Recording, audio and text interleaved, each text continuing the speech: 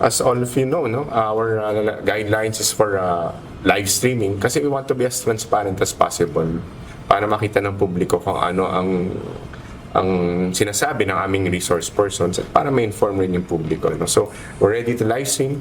Handa na ang Independent Commission for Infrastructure o ICI na isa publiko sa pamamagitan ng live streaming ang kanilang pagdinig kaugnay ng mga anomalya sa flood control project sa pamahalaan. Sa isang panayam, sinabi ni ICI spokesperson Attorney Brian Kitosaka na hinihintay na lamang nila kung sino man sa mga resource person ang sang-ayon na isa publiko ang kanilang pagharap sa pagdinig at kung hindi sila hihingi ng executive session. Kung walang request for any executive session, we will have to go live stream. So they would have to justify why they're asking for an executive session based on our guidelines, which is also based on existing law and jurisprudence and pronouncement by the Supreme Court. Tiniyak naman ng opisyal na iaanunsyo nila kung sino-sino ang mga resource person na haharap sa komisyon sa mga darating na araw.